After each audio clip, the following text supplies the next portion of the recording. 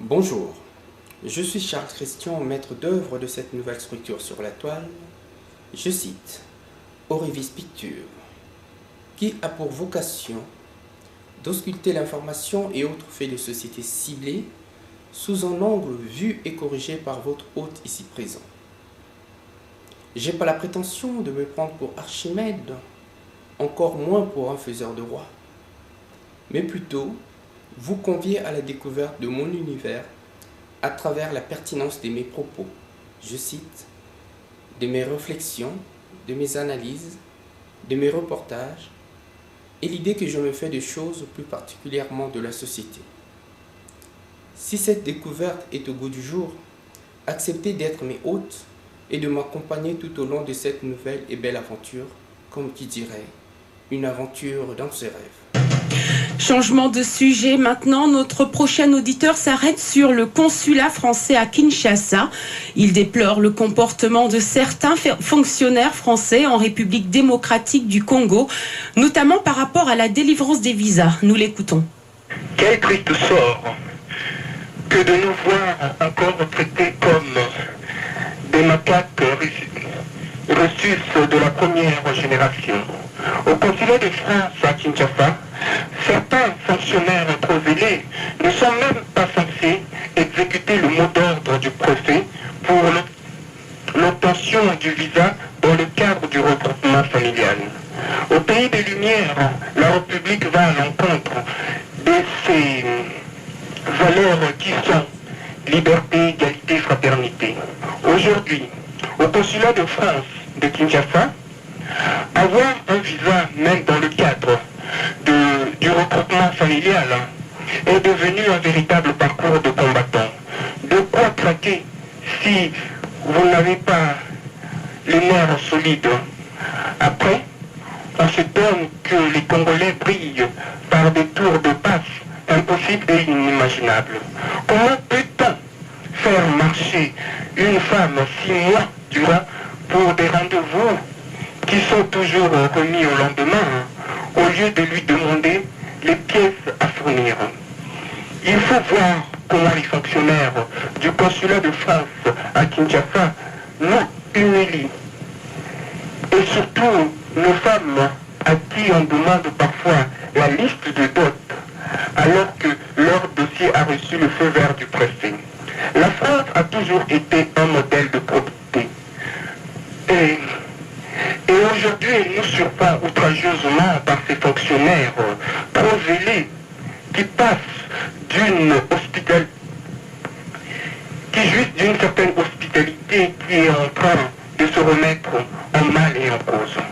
Nous ne sommes pas des invalides de la Deuxième Guerre mondiale, quoique noirs de peau.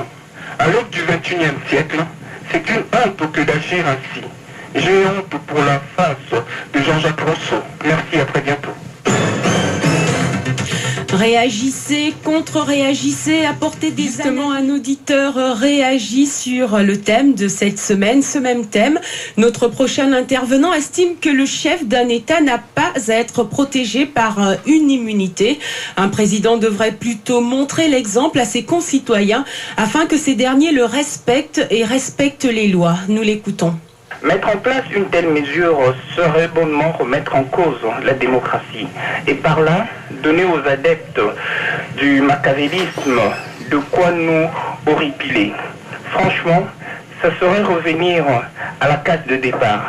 Pas question d'encourager le mal en pis. Un chef d'État est un citoyen comme un autre.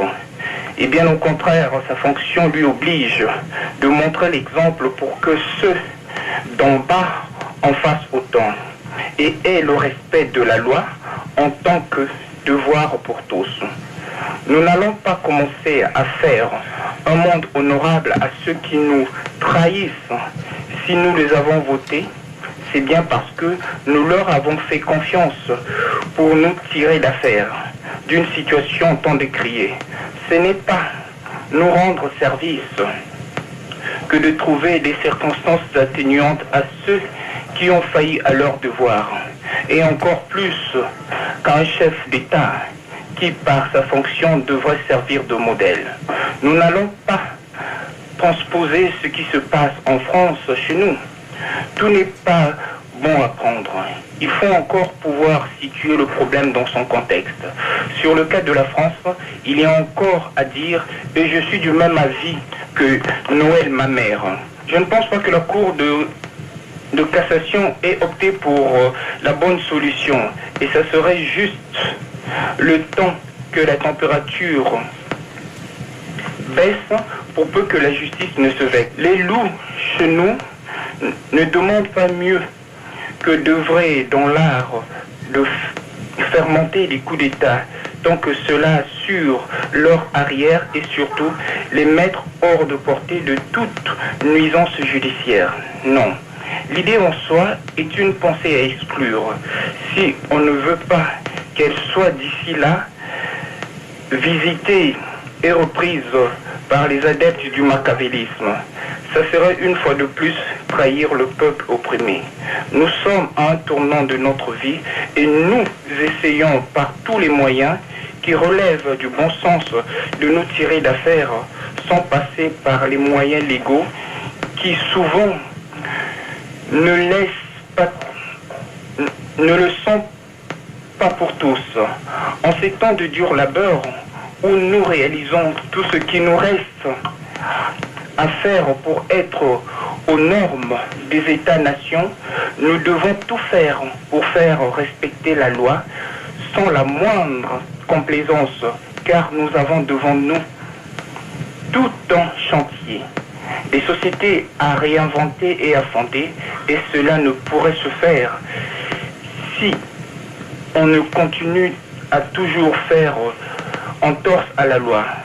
Dans les sociétés qu'on essaie de remettre en droit chemin pour s'être égaré de quelques longueurs pour des raisons que l'on sait. Le JDA, c'est votre espace de parole, alors réagissez, pourquoi pas au nouveau thème que nous vous proposons depuis lundi. Le chef d'un État est-il un citoyen pas comme les autres? La Cour de cassation a reconnu l'immunité du chef de l'État français Jacques Chirac. Les magistrats français reconnaissent donc là que le chef de l'exécutif est intouchable pendant l'exercice de ses fonctions, sauf dans les cas de crime ou de haute trahison où il pourrait être conduit devant la haute cour de justice. Cela signifie donc qu'une fois redevenu citoyen ordinaire, il pourra répondre de ses actes. Le franc CFA, un serpent de mer dans la parité avec l'euro, sera sur la place publique à l'occasion du 20e sommet des chefs d'État de France et d'Afrique. Même si les experts européens et africains affirment avec insistance que le lancement de l'euro est une occasion de publicité pour la zone franc largement méconnue. Hors Europe, le scepticisme est toujours de mise. Écoutez cette nouvelle explication. Une nouvelle dévaluation est à craindre.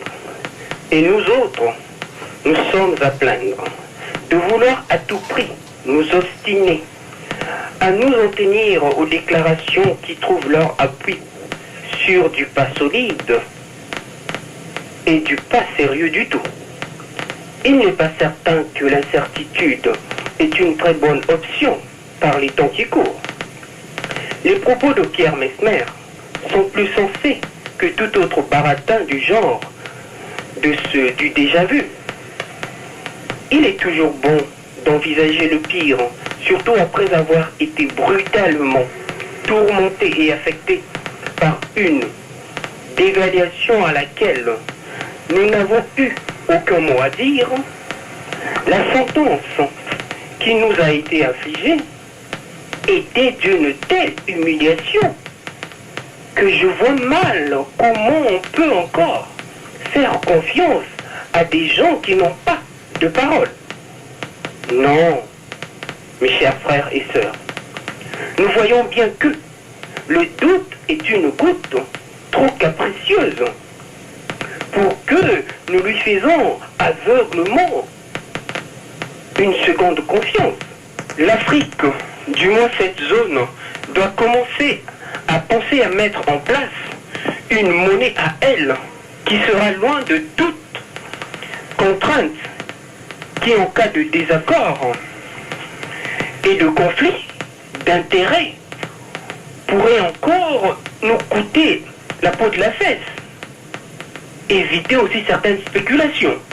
On ne doit pas faire du sentiment sur des sujets qui sont des valeurs aussi importantes et capitales pour notre avenir. On ne devient pas une puissance en s'accrochant à une monnaie étrangère. La France, État-nation, s'est faite une place parmi les grands avec le franc français, l'Allemagne fédérale avec le Deutschmark, la Grande-Bretagne avec la livre, l'URSS d'autrefois, avec son rouble et à ce qu'il en reste de sa dépouille, la Russie. Et l'oncle Sam avec son dollar roi. Ne nous voilons pas la face à long terme. Il va falloir nous donner les moyens de notre politique. Et à cela ne pourra et ne pourrait mieux se faire que dès lors nous disposerons d'une monnaie forte, bien à nous, qui ne saurait être contrôlée par qui que ce soit, et rien que par nous, et pas par personne d'autre. On n'a pas à faire du sentiment dans ce domaine. L'affectif nous a conduit à notre perte. On ne peut pas être discipliné et faire preuve d'un savoir-faire quand ce sont les autres qui nous dictent leur volonté et décident de tout. Aurons-nous si peur de prendre autant de risques pour voler de nos propres ailes? Si nous sommes cons, cependant, nous ne sommes pas aussi nuls. À vrai dire, est-ce que le franc est si franc que ça? Bien sûr que non. Et l'euro s'annonce avec toute une suite royale de malentendus et de controverses. Ne nous apporte aucune garantie, si ce n'est que le doute qui ne cesse de s'amplifier et aux plus malins d'étendre leur champ de tir afin d'élargir leur zone d'influence. En matière d'immigration, la droite et la gauche française mènent la même politique.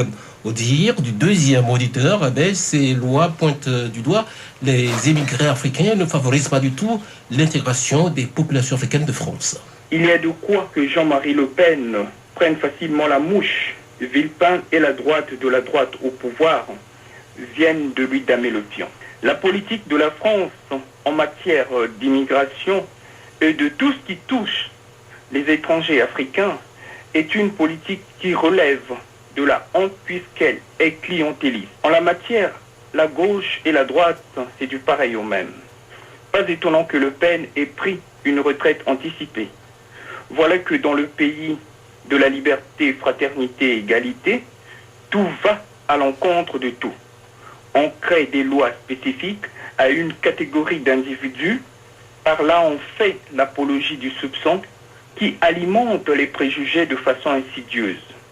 La France serait-elle raciste ou serait-elle devenue raciste par la faute des politiciens incapables de dire la vérité à leurs concitoyens?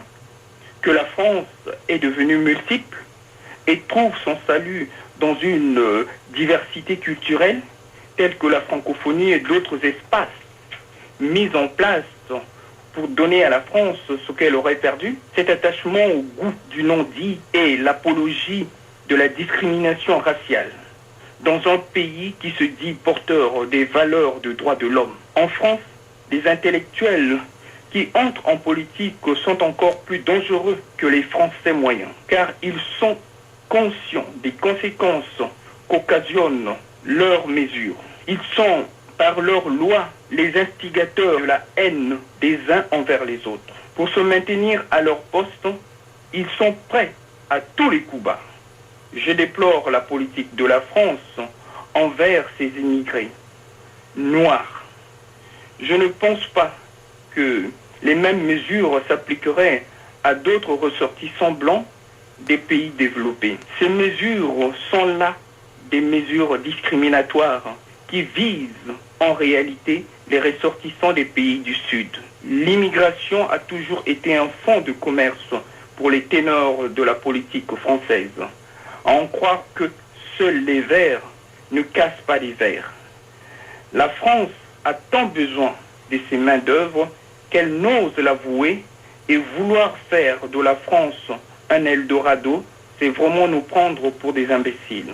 Merci, à très bientôt.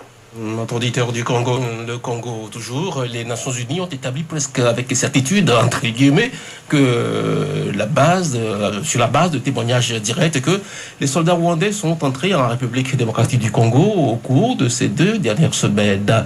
Mais le Rwanda a donc mis en exécution apparemment ces menaces de poursuivre les interamoués aux grandes dames de l'auditeur qu'on écoute. Au nom de quoi et de quel droit Paul Kagame se permet-il autant jusqu'à en défier le Conseil de sécurité des Nations Unies? On ne fait pas la paix avec un tyran qui, par ses actes, expose son peuple et pose le problème de la légitimité de nos autorités actuelles. Kinshasa ne doit pas se laisser autant humilier quand Roubaix-Roy, vice-président de la République et président de RCD Goma, tolère la position de Paul Kagame. On comprend alors pourquoi. Il faut montrer à ces tyrans que chaque chose a son temps. Et la composante du gouvernement de transition devrait se sentir mal par ces incursions de l'armée rwandaise de ce dernier. Ils sont incapables de donner à l'unisson la réplique à Paul Kagame, et combien de temps encore cela doit durer. S'ils gagnent à s'imposer par la crainte qu'ils suscitent au sein et auprès de la population congolaise, ils doivent en ce moment faire preuve sur le champ de bataille face à notre agresseur direct, Paul Kagame et son armée patriotique rwandaise. La communauté internationale ne doit plus se laisser faire, et passer à l'offensive serait la première des choses à faire, en faisant entendre la voix de la raison à ce sourd et muet de Paul Kagame, et par ricochet assainir la classe politique congolaise, parce que pour le moment c'est plus une bande de voyous armés qui a réussi la casse du siècle que ce que nous attendons de nos politiques.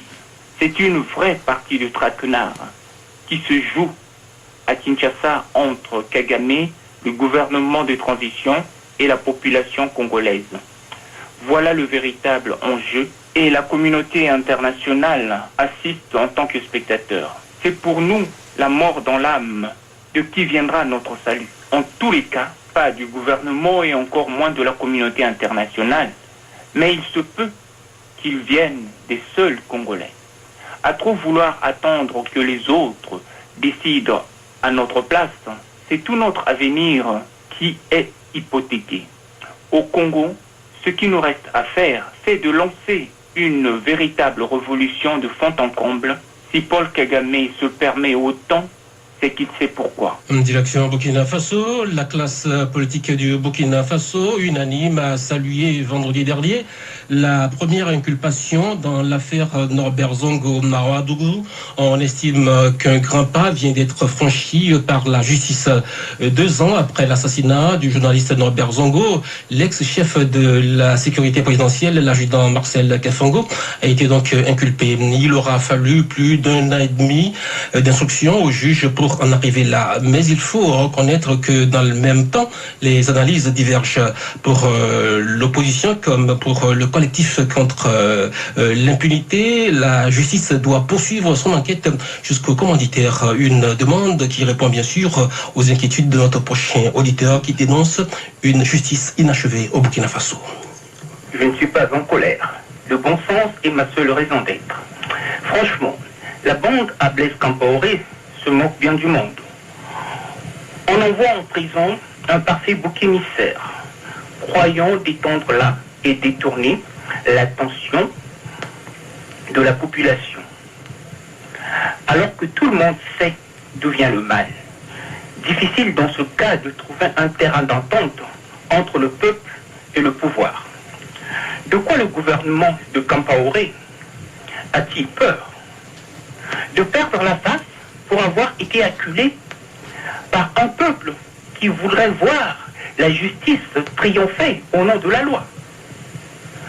Ce n'est jamais une bonne affaire que d'avoir une justice à deux vitesses. Une pour les pauvres, représentés par le peuple, une autre pour les riches, réservée aux précarés du pouvoir. Croire que la justice a été rendue suite à la condamnation de ce parfait bouc émissaire n'est autre qu'envenimer les choses, alors que le peuple ne demande pas mieux qu'en sortir de cet état de crise anachronique qui lui est imposé par une justice injustement établie par le régime.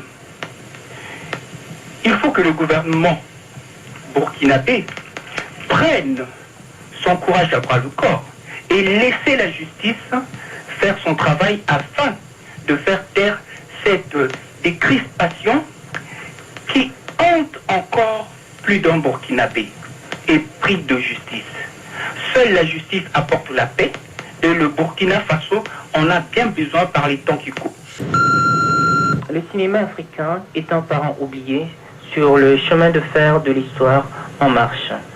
À l'heure où d'autres mettent bouchée double sur le terrain de la modernisation, nous courons encore après le train à vapeur, qu'on se croirait dans le mystère de l'Ouest où James West ne cesse de jouer son numéro et Gordon de veiller à son ombre. L'art est africain, il est en bien de points. Pour preuve, il suffit de voir tout le mal que se donne un Africain pour trouver gain de cause à ce qui le démange. L'Africain est un né artiste, car il apprend sur le tas, et c'est plus que formidable.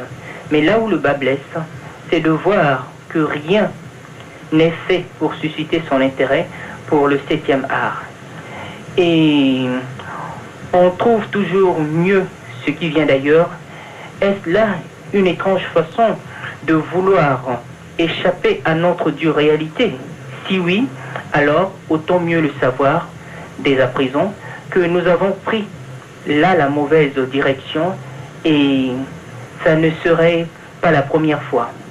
Mais au fait, qu'est-ce que le cinéma si ce n'est que l'art de composer et de réaliser des films cinématographiques, ce que ne semblent prendre en considération ceux qui en ont la charge, nos autorités compétentes.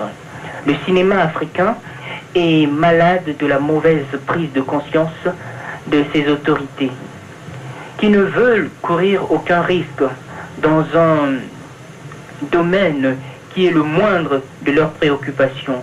Il y a eu quelques tentatives qui malheureusement n'ont pas été suivies pour avoir échoué au bord du fleuve. Le budget accordé à cet art est inexistant, tout autant l'est celui de la culture. Et pourtant, il n'y a qu'à voir à la télé le théâtre de chez nous. Et tout ce vaste champ encore inexploité et inexpérimenté par le génie de l'homme noir. Notre cinéma doit bénéficier d'un véritable budget que de toujours tout attendre de l'Occident. Et pour se passer de cet état asthmatique de la chose, il faut bien lui donner des moyens appropriés pour le guérir de cet état de fait, pour que l'évolution ne soit pas un rêve inaccessible à nous autres peuples africains. Le cinéma doit bénéficier d'une subvention de l'État au lieu de toujours attendre et compter sur les aides occidentales. Il serait temps de mettre de côté tous nos complexes mal placés à vouloir toujours trouver mieux ce qui vient d'ailleurs. Et bon vent à la FESPACO. Bon, FESPACO, le cinéma africain doit se préoccuper de son accès au marché et donc de sa viabilité. Le principal problème est que les Africains ne maîtrisent pas du tout le circuit de distribution. Lancer un effort de promotion des films africains hors des seules périodes de festivals est donc le souci de nos tout prochains auditeurs. D'après eux, les cinémas. Au confin du journal des auditeurs, une bonne série de réflexions. Aucun Africain digne de ce nom ne peut rester en effet insensible aux maux dont souffre le continent et aux défis du prochain millénaire. Aujourd'hui encore, par vos réflexions, vous avez bien voulu nous proposer quelques pistes de solutions. Nous venons de connaître en cette année 98 la pire des époques, pour ne pas dire une véritable traversée de désert. De l'éphémère au platonique bonheur, très vite, nous avons perdu nos illusions en si bon chemin. Pour nous avoir plongé dans un gigantesque trou noir dont on a du mal à s'en remettre. Un stupide cauchemar a plus d'un dégât.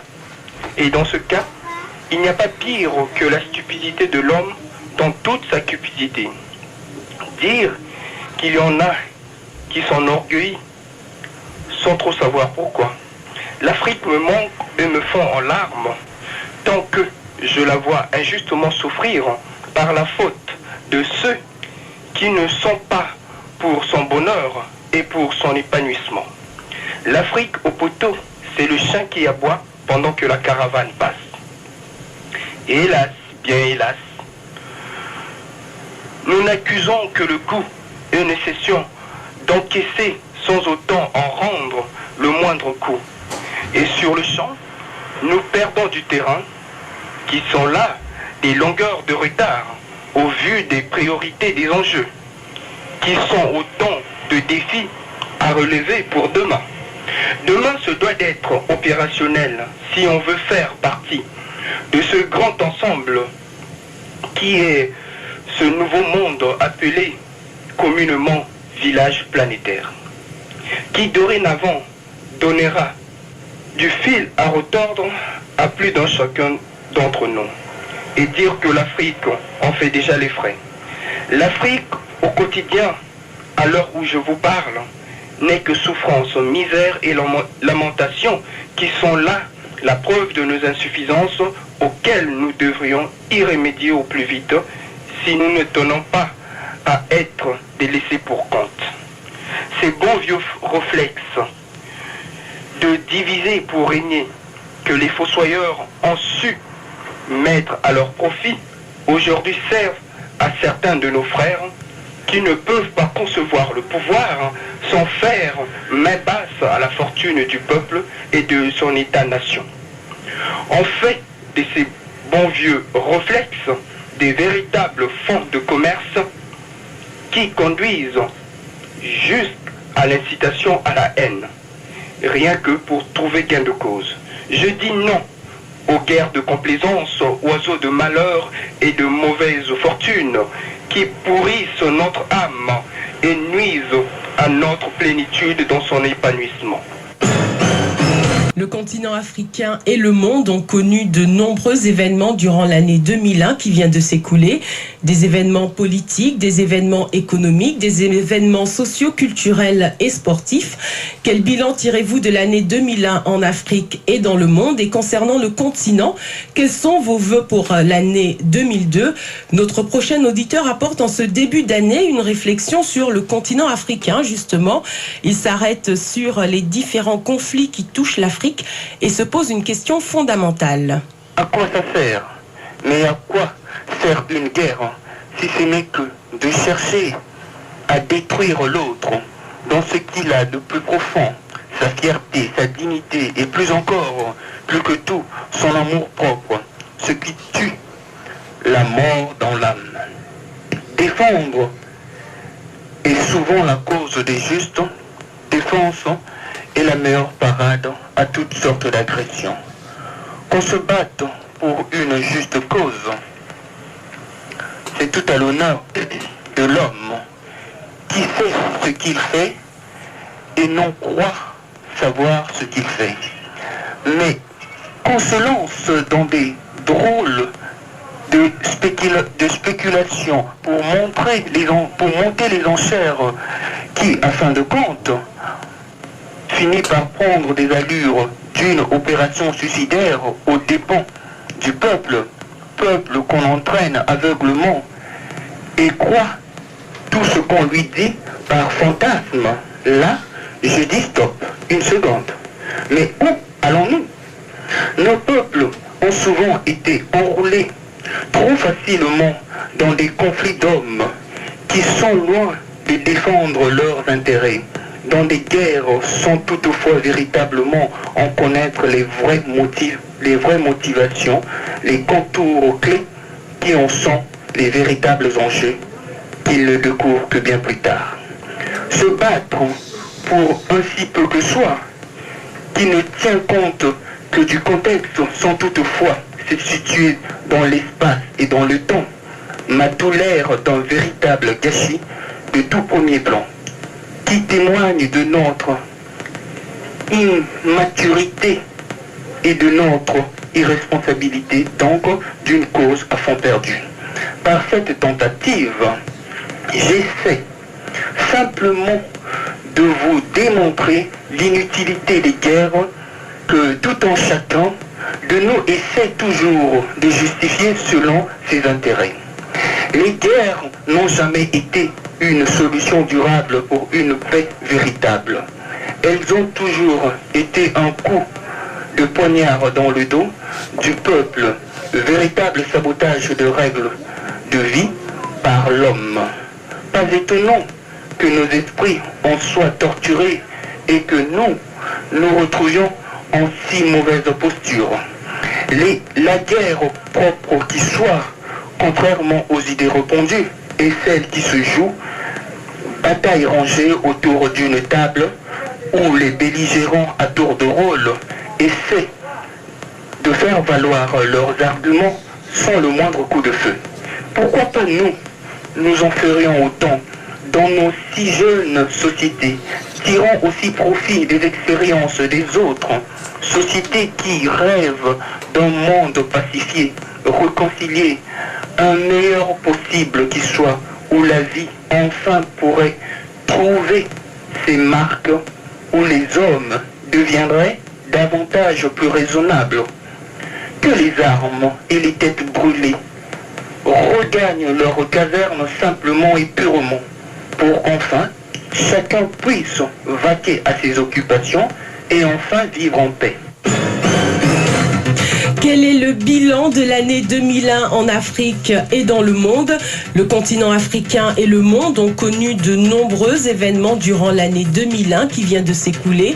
Des événements politiques, économiques, socio-culturels et sportifs. Quels sont les faits marquants de l'année 2001? Quels sont les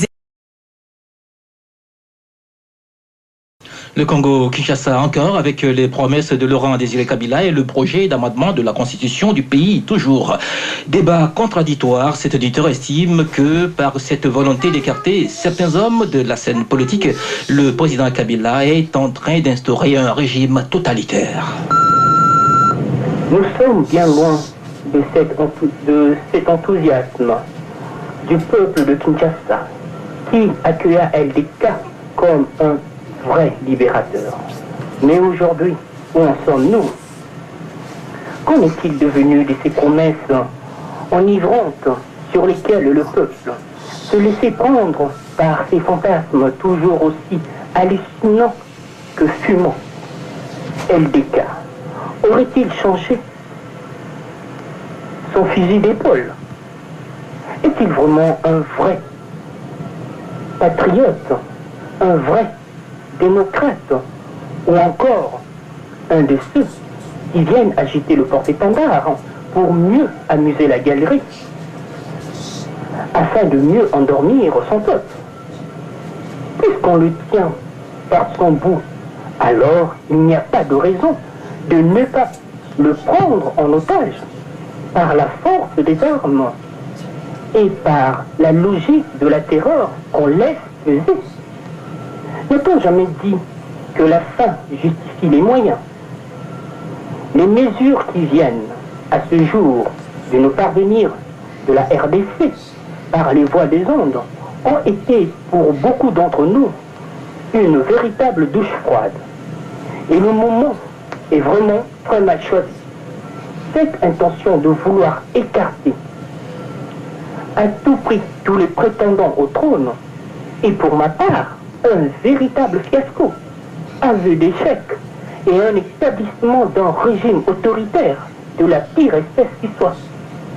Les institutions doivent s'inscrire dans le temps et dans sa durée, surtout dans sa durée, pour ne pas avoir l'impression de s'asseoir sur une bombe à retardement, donc qui pourrait à tout moment surprendre par son impact. Et les explosions, nous en savons. Et nous savons ce que c'est, puisque nous en connaissons les conséquences. La montée d'un parti xénophobe et raciste doit interpeller toutes les consciences parce que le racisme, d'où qu'il vienne, est inadmissible. Nous continuons toujours sur la politique française, la montée du Front National et les alliances entre les partis de droite et le parti de Jean-Marie Le Pen. L'auditeur suivant estime que les Africains doivent tirer les leçons de ces tractations honteuses. Analyse. Un astéroïde de la taille d'un doute vient de faire exploser une partie de l'opposition française et Le Pen, avec son Front National, viennent de faire mouche sur la maison mère Herbert UDF et serait sur le point d'emporter une bonne partie de l'UDF. À en juger par le volte-face de VGE à la première de l'émission de Patrick Poivre d'Arvor et de Jean-Marie Colombani. Voilà comment finissent les belles aventures et comment se terminent les logiques à courte échelle et comment s'achève l'épopée de certains partis politiques à cause de drôles dégâts qui sont de troubles faits qui, contrairement à ce qu'on pense, ne sont porteurs d'aucune valeur républicaine. Prêts à toutes les compromissions et alliances, l'UDF brûle et aucun sapeur-pompier ne vient à bout de ce feu. Rien que pour sauver leur fauteuil de président de région, il y en a qui sont allés jusqu'à se compromettre avec le diable, sans se douter que celui-ci pouvait se transformer en un siège éjectable. Plus les taux se resserrent. Est-ce c'est la faute du stéroïde ou c'est la faute des électeurs? Sans doute que non, ni l'un ni l'autre. La faute incombe aux leaders politiques qui ont voulu jouer avec le feu. En montant les uns contre les autres, faisant des étrangers immigrés des parfaits boucs émissaires. Cette malencontreuse expérience a été à plus d'un titre maladroite. Et ce secousse sismique était prévisible pour les plus avisés. Qui n'a pas péché? Il y a de ceux qui ont péché par orgueil, par optimisme, et il y en a même de ceux qui ont péché par le silence. Les vrais coupables sont connus de tous, et au premier rang desquels les politiques. Toujours avides de pouvoir, voilà qu'ils ont contribué à la propagation de ce virus du mal qui est le racisme. Et c'est une honte pour le peuple de France et surtout pour sa classe dirigeante.